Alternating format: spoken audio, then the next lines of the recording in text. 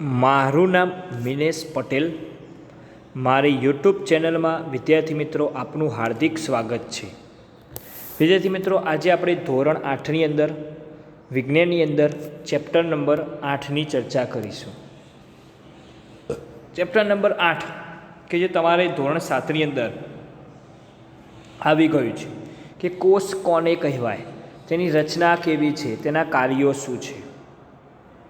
તો આપણે જોઈએ કે આપણી આસપાસની વસ્તુઓ સજીવ છે કે નિર્જીવ હોય છે. આપણે પોતે સજીવ છીએ. ધારો કે સ્કૂલનું બોર્ડ, સ્કૂલ પોતે એ નિર્જીવ છે. સાથે આપણને એ પણ યાદ હોય કે બધા સજીવ છે ને એ મૂળભૂત કાર્યો કરે છે. કેટલાક સજીવો શું છે, એ મૂળભૂત કાર્યો કરે. તો આપણે આ કાર્યોની યાદી બનાવી શકીએ? તો કે હા. કારણ કે સજીવો, ધારો કે પ્રાણીઓ હોય, પ્રાણીઓ શું કરે છે? ખેતરની અંદર, જંગલની અંદર રહે છે. ત્યાં પોતાનું ભરણ પોષણ માટે આ જગ્યાએથી બીજી જગ્યાએ ભાગતા હોય છે. તો તે અલગ અલગ કાર્યો કરે છે. જેમ કે સજીવ પોતે, ધારો કે માણસની વાત કરીએ તો માનવી પોતે ખાવા પીવા માટે શું જાય છે? રોજીરોટી માટે તે કમાવા માટે જાય છે. એટલે કે તે પૈસા કમાવા માટે નોકરી જાય છે અથવા તો કોઈ બિઝનેસ કરે છે, કારણ કે તેનું ભરણ પોષણ તે પૂરું કરી શકે. તો એટલા માટે વિવિધ અંગોના સમૂહ એ અલગ અલગ કાર્યો કરે છે. વિવિધ અંગોના સમૂહ શું કરે છે? તો કે અલગ અલગ કાર્યો કરે છે. યસ, અને તે સ્ટેપ વાઇઝ હોય છે. યસ, તો આ જે રચનાત્મક જે મૂળભૂત એકમ છે, એટલે કે સજીવનો પાયાનો એકમ છે, એને શું કહેવામાં આવે છે? કોષ કહેવામાં આવે છે. શું કહેવામાં આવે છે? સજીવના પાયાના એકમને કોષ કહે છે. હવે કોષની સરખામણી આપણે ઈંટો જોડે કરીએ. અહીંયા સૌથી પહેલું ઉદાહરણ આપ્યું છે ઈંટો જોડે. તો જેવી રીતે આપણે ઈંટોને જોડીને ઇમારતનું નિર્માણ કરીએ છીએ, એ જ રીતે અલગ અલગ વિભિન્ન કોષો એકબીજા સાથે જોડાઈને પ્રત્યેક સજીવ શરીરનું નિર્માણ કરે છે. ઈંટોને જોડીને ઇમારત આપણે બનાવીએ છીએ, ઘરની દિવાલ બનાવી શકીએ છીએ. એ જ રીતે અલગ અલગ કોષો એકબીજા સાથે જોડાઈને પ્રત્યેક સજીવ શરીરનું તે શું કરે છે? નિર્માણ કરે છે. હવે આ કોષ શબ્દ કોને શોધ્યો? આ કોષ શું છે એની આપણે વાત કરીએ. કે રોબર્ટ હુક નામના વૈજ્ઞાનિકે 1665માં એક નાનો બૂચ લીધો, એનો પાતળો છેદ લઈને સામાન્ય વિપુલ દર્શક સાધનની મદદથી અભ્યાસ કર્યો. તો બૂચ શું છે? વનસ્પતિની છાલનો એક ભાગ છે. શું છે? બૂચ એટલે કે વનસ્પતિના છાલનો એક ભાગ જ છે. એમણે બૂચ નામ આપ્યું, એને પાતળો છેદ લીધો. તો આકૃતિમાં આ રીતે બૂચનો આડો છેદ લીધેલો છે. આ જોઈ લો વિદ્યાર્થી મિત્રો, બૂચનો આડો છેદ. યસ, આ બૂચનો કોષ છે. હવે એમણે શું કર્યું? પછી સૂક્ષ્મદર્શક યંત્રની મદદથી તેનો અભ્યાસ કર્યો. તો એ જે બૂચ હતો એક પાતળી વનસ્પતિ જ છે. એના છેદની અંદર અનેક નાના નાના ખાના જોવા મળ્યા. વિભાજિત ખંડો જેવી રચના થઈ. અને તે ખાના કેવા હતા? તો કે જે મધપૂડો હોય ને, ઝાડ પર જે મધપૂડો મધમાખીનો હોય, એના ખાના જેવા હતા. તો જોયું વિદ્યાર્થી મિત્રો, મધપૂડા જેવી રચના બનાવે છે. અંદર નાના નાના આડછેદો જોવા મળ્યા. તો એ છેદ શું છે?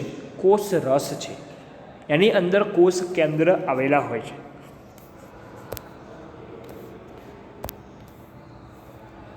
એના પછી એમણે એ પણ જોયું કે પ્રત્યેક ખાના એકબીજા સાથે એક દિવાલ અથવા તો વિભાજન પટ્ટી દ્વારા છૂટા પડેલા હતા. યસ, પ્રત્યેક ખાના છે એકબીજા સાથે તે એક દિવાલ રચતા હતા અથવા તો વિભાજન પટ્ટી દ્વારા છૂટા પડેલા હતા. પ્રત્યેક ખાનાએ કોષ નામ આપ્યું. જે નાના અંદર કોષ હતા, કારણ કે કોષો કેવા હોય? તો કે અતિ સૂક્ષ્મ કોષ હોય. તો માટે રોબર્ટ હુકે જોયું, તો એ જોઈને એક ખાનાની રચના કરી. વાસ્તવમાં તે શું હતા? મૃત હતા, સજીવ નહોતા, એ મૃત કોષો હતા. તો હવે આપણે સજીવના જીવંત કોષોને જોવા હોય તો વધુ સારા માઇક્રોસ્કોપની શોધ પછી જ આપણે તેને જોઈ શકીએ છીએ. તો કેવા? તો જોઈએ આપણે કે સજીવોના જીવંત કોષોને એક સારા માઇક્રોસ્કોપની મદદથી જોઈ શકાય. ધારો કે રોબર્ટ હુકે અવલોકન કર્યું, એના પછી લગભગ 150 વર્ષ પછી કોષો વિશે ઘણી ઓછી જાણકારી હતી. અવલોકન લગભગ 150 વર્ષ પછી પણ કોષો વિશે જાણકારી ઓછી હતી. તો આજે કોષની રચના તેમજ કાર્યો વિશે બહુ જ જાણકારી એમને ધરાવે છે.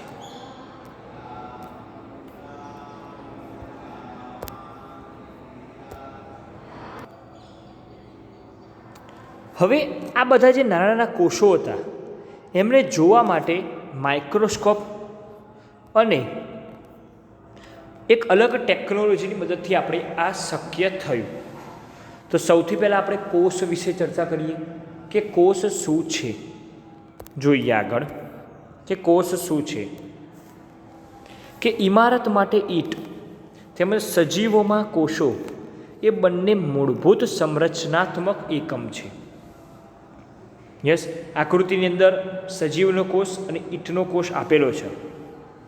યસ, એ જોઈએ આપણે પછી કે જેમ ઇમારતના નિર્માણમાં એક સમાન ઈંટનો ઉપયોગ થાય છે, પરંતુ ઇમારતની ડિઝાઇન, આકાર, કદ કેવા હોય છે? અલગ અલગ હોય છે. તો તે જ પ્રકારે સજીવ સૃષ્ટિના સજીવો પણ એકબીજાથી જુદા હોય છે. તે જ પ્રકારે શું હોય છે? સજીવ સૃષ્ટિના સજીવો પણ એકબીજાથી જુદા હોય, પરંતુ આ બધા સજીવો શેના બનેલા હોય? કોષોના બનેલા હોય છે. હવે કોઈ ઈંટો હોય, નિર્જીવ ઈંટો, એની સાપેક્ષમાં સજીવોના કોષોની સંરચના અત્યંત વધારે જટિલ છે. ઈંટની સાપેક્ષમાં જે સજીવનો કોષ હોય, આપણો શરીર શેનું બનેલું છે? કોષોનું બનેલું છે. તો એની રચના અત્યંત વધારે જટિલ હોય છે. હવે મરઘીનું ઈંડું સરળતાથી આપણે જોઈ શકીએ છીએ. તો શું તે એક જ કોષનું બનેલું હોય? પ્રશ્ન થાય. તો એક જ કોષનું બનેલું હોય છે? ના, અલગ અલગ કોષનું બનેલું. હવે આપણે ઈંટોની દિવાલ, ધારો કે ઈંટો ચણીએ છીએ તો આ રીતે આકૃતિ તૈયાર થાય છે. આ ડુંગળીનું પડ આપેલું છે. યસ, કે એની અંદર શું તફાવત છે એ આપણે જોવાનું છે. તો મરઘીનું ઈંડું શું છે? એક કોષ છે, કદમાં મોટું છે, માટે આપણે નરી આંખે એને સરળતાથી જોઈ શકીએ છીએ. હવે આ જે ડુંગળીનો કોષ હતો, એ ડુંગળીના કોષની અંદર વચ્ચે જે ઘટાદાર માધ્યમ છે એને કહેવામાં આવે છે કોષ કેન્દ્ર. બહારની આ જે ભાગ છે એને કહેવામાં આવે છે કોષ દિવાલ. અને આ જે પીળા કલરનું માધ્યમ છે અંદરનું, એટલે કે જે ઘટ માધ્યમ છે અને દિવાલ છે, એની વચ્ચે શું હોય? કોષ રસ હોય છે. શું હોય છે? કોષ રસ. આ બધા પોઈન્ટ્સો તમને આગળ ચેપ્ટરની અંદર જાણવા મળશે. હવે આગળ સજીવોમાં કોષોની સંખ્યા, આકાર અને કદમાં વિભિન્નતા જોવા મળે છે. કેવી રીતે? તો એના માટે આપણે તેનું અવલોકન સૂક્ષ્મદર્શક યંત્ર, માઇક્રોસ્કોપ વડે આપણે કરવું પડે. તો વૈજ્ઞાનિકો કેવી રીતે સજીવ કોષનું અવલોકન કરે છે? તો એ લોકો શું કરે? માઇક્રોસ્કોપનો ઉપયોગ કરે. એટલે કે સરળતાથી આપણે વસ્તુને મોટી જોઈ શકાય. ધારો કે બિલોરી કાચ હોય છે, અક્ષર નાના હોય, આપણે શેનો ઉપયોગ કરીએ છીએ? બિલોરી કાચનો. કોષની રચનાનો વિસ્તૃત અભ્યાસ કરવો હોય તો અભિરંજક, રંજક દ્રવ્ય તરીકે અભિરંજકનો ઉપયોગ કરવામાં આવે છે. હવે પૃથ્વી પર તો લાખો કરોડોની અંદર સજીવો છે. તે આકાર અને કદમાં ભિન્ન હોય છે. બરાબર? તેમના અંગો, આકાર, કદ અને કોષોની સંખ્યામાં પણ કેવા હોય છે? ભિન્ન હોય. આકાર, કદ, કોષની સંખ્યા બધાની રચનામાં તેઓ અલગ અલગ આકાર ધરાવે છે. તો આપણે એમાંથી અભ્યાસ કરવાનો છે. કે કોષોની સંખ્યા કેવી રીતે નક્કી થાય? યસ, તો તમે કોઈ ઊંચું વૃક્ષ હોય અથવા તો હાથીનું શરીર હોય, એની અંદર જોવા મળતા જે કોષની સંખ્યા છે એનું અનુમાન લગાવો. તો કોષની સંખ્યા કેટલી હોય? ઘણી બધી હોય, અબજોમાં હોય, કરોડોમાં હોય છે. તો આ સંખ્યા લખ્યું છે અબજોમાં કાં તો ખરબોમાં હોય છે. મનુષ્યના શરીરમાં અબજોની સંખ્યામાં કોષો જોવા મળે છે, જે રચના તેમજ કદમાં જુદા જુદા હોય છે. કોષોના જુદા જુદા સમૂહ અનેક પ્રકારના શું કરે છે? તે કાર્યો કરે છે. એટલા માટે 1 અબજ એટલે 100 કરોડ રૂપિયા થાય અને 1 કરોડ એટલે 100 લાખ થાય. તો આ પ્રકારે કોષની સંખ્યા ઘણી બધી હોય છે. યસ, સજીવની અંદર કોષની સંખ્યા કેટલી બધી હોય છે? બહુ જ બધી હોય છે. તો એના પરથી કહી શકાય કે જે સજીવોના શરીર 1થી વધારે કોષોના બનેલા હોય તેને બહુકોષીય સજીવ કહે છે. બહુકોષીય એટલે શું? તો બહુ અને કોષીય, મલ્ટી સેલ્યુલર, ઇટ્સ મીન્સ બહુકોષીય. નાના સજીવોમાં કોષોની સંખ્યા ઓછી હોવા છતાં પ્રક્રિયાને કોઈ પણ પ્રકારે પ્રભાવિત કરતા નથી. નાના જે સજીવો હોય એની અંદર કોષોની સંખ્યા ઓછી છે, તો માટે કોઈ પણ પ્રકારે પ્રભાવિત કરે નહીં. પછી અબજો કોષોવાળા સજીવનું જીવન પણ એક જ કોષમાંથી શરૂ થાય છે. ઘણા બધા અબજો કોષો આવે, એમાં તો સજીવનું જીવન પણ શેમાંથી પસાર થાય? તો કે એક જ કોષમાંથી થાય. અને જે એક ફલિત અંડકોષ હોય છે, અંડકોષ, શુક્રકોષ એ નર અને માદાની અંદર આવે. એ આપણે નેક્સ્ટ ચેપ્ટરમાં ભણીશું. ફલિત અંડકોષ એ ફલિતાંડ પામીને, વિભાજન પામીને વિકાસ દરમિયાન કોષોની સંખ્યામાં શું કરે છે? તો કે વધારો કરે છે. શું કરે છે? કોષોની સંખ્યામાં વધારો કરે છે. તો હવે આપણે 2 આકૃતિ બીજી જોઈએ કે એક કોષી સજીવ કયા છે? તો એક કોષી સજીવો કે જે એક જ કોષના બનેલા હોય, એક જ કોષ ધરાવતા સજીવોને એક કોષીય સજીવો કહે છે. ઉદાહરણ તરીકે અમીબા અને પેરામિશિયમ. તો આ રીતે અમીબા છે, અમીબા અને આ પેરામિશિયમ, આ બંને એક કોષીય સજીવો છે. યસ, એટલે કે તે એક જ કોષ ધરાવતા હોય, તેની અંદર કોષ કેન્દ્ર પણ એક હોય, કોષ રસ પણ એક હોય, કોષ રસધાની પણ હોય. આ જે કાળું ટપકું છે એને કહેવામાં આવે છે કોષ કેન્દ્ર. આજુબાજુ આ ભાગ છે એને કોષ રસ, આ છે કોષ દિવાલો. એ જ રીતે સેમ અહીંયા પેરામિશિયમમાં પણ આવે. તો એક કોષીય સજીવો પણ એ બધી આવશ્યક ક્રિયાઓ કરે છે કે જે બહુકોષી સજીવો દ્વારા કરવામાં આવે છે. શું હોય છે? બહુકોષી સજીવો દ્વારા તે કરવામાં આવે છે. એક કોષી સજીવો જેવા કે અમીબા ખોરાકનું શું કરે? અંતઃગ્રહણ કરે, પાચન કરે છે અને શ્વસન, ઉત્સર્જન, વૃદ્ધિ, પ્રજનન પણ કરે છે. કોણ? અમીબા. જ્યારે બહુકોષી સજીવોની અંદર શું હોય? અલગ અલગ સજીવો અલગ અલગ કાર્યો કરે છે. તો બહુકોષી સજીવોમાં આ બધા કાર્યો એક વિશિષ્ટ કોષોના સમૂહ દ્વારા પૂરા થાય. તો કોષોના આ સમૂહ શું રચે? પેશીઓનું નિર્માણ કરે. શેનું નિર્માણ કરે છે?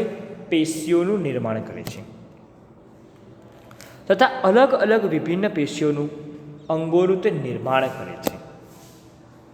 તો આપણે પ્રવૃત્તિની અંદર તમે જાણી શકો છો કે તમારે પ્રવૃત્તિ જાતે કરવાની, કે અમીબા અને પેરામિશિયમની કાયમી સ્લાઇડ માઇક્રોસ્કોપમાં બતાવી શકીએ છીએ. પ્રયોગશાળાની અંદર આપણે જોઈશું. તો શિક્ષક તળાવમાંથી પાણી એકત્રિત કરી ને સ્લાઇડ બનાવીને પાણીમાં રહેલા સજીવો પણ તે બતાવી શકે છે.